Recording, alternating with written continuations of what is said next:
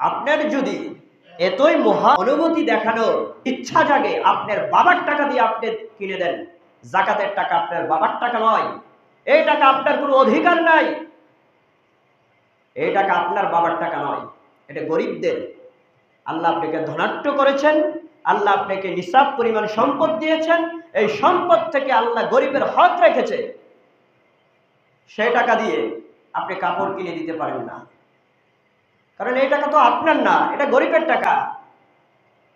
Example স্বরূপ, আপনার কাছে আমি 10,000 টাকা পাই, এবার আমাকে 10,000 টাকার পরিবর্তে 10,000 টাকার ফল ফ্রুট কিনে নিয়ে আসলেন, এসে বলতেছেন, ভাই সোহাইল, এই যে আপনি আমার থেকে 10,000 টাকা পেতেন, আপনি 10,000 টাকার ফল ফ্রুট কিনে দিছি, বলেন তো এবার আমি রাগ করবো না খুশি হইব? আমি পাই টাকা, আপনি আমাকে কিনে দিলেন ফল ফ্রুট।